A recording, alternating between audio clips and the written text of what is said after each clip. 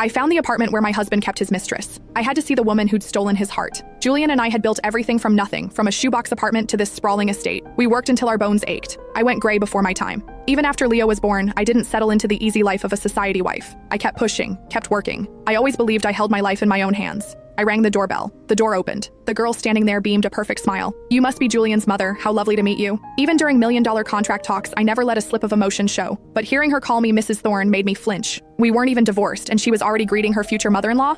I spoke on impulse. "Hello? Please come in, Mrs. Thorne. My name is Ivy Dawson." The moment I stepped inside, a large map drew my eye. Delicate red threads crisscrossed it, linking photos of them kissing, marking every place they'd been together. It was nearly covered. She noticed me looking and smiled. "This is our adventure map. He takes me somewhere new every month." So Julian had been cheating far longer than I'd known. She reached over, gently taking my coat to hang in the closet nearby. The tea she offered was perfectly warm. My eyes moved through the apartment, a penthouse downtown, 200 square meters, finished to the highest standard. This place had to be worth over $5 million. "Did he buy this for you?" Ivy's cheeks colored faintly. "Yes." Julian said it was a gift. To thank me. In 10 years of marriage, he had never celebrated a single holiday with me. Even after we became wealthy, he never bought me anything of real value. My birthday was just a cake and a simple happy birthday. I always thought love just matured into a comfortable companionship. That quiet stability was the real deal. Turns out, love doesn't transform. It just transfers to someone else. Seeing my silence, she looked a little flustered. After a few hesitations, she finally spoke. "Mrs. Thorne, Julian and I are truly in love. Could you agree to let me marry him?" I thought I wouldn't feel anything, but my heart gave a sharp pang, and I instinctively asked, "How did you two get together?"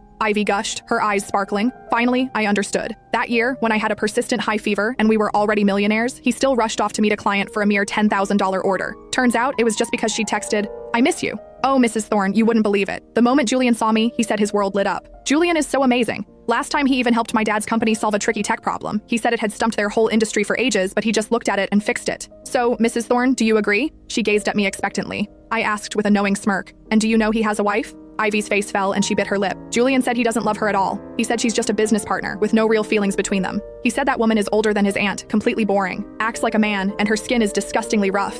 I unconsciously rubbed the calluses on my palms, scars from lifting heavy sacks of soybeans during our startup days. Every night, he used to apply thick hand cream, massaging my hands again and again. He even called me the greatest contributor to our family's success. But I guess a woman like that wouldn't really appeal to any man. They're going to divorce anyway, so I don't mind. As long as he truly loves me, that's all that matters. The hand holding my teacup paused midair, trembling slightly. We met through friends and fell in love at first sight. Julian told his friends I was the woman of his dreams. He had vowed not to marry me until he made his fortune. We started a small artisanal cafe and bakery together, barely sleeping through those years. I worked until my hair went gray ahead of time, my face etched with tired lines that aged me beyond my years. Once drunk, he wept, knelt down and held me, apologizing over and over. So that he wouldn't feel guilty, even when I had no time for myself, I made sure to dye my roots. My heart rose and fell.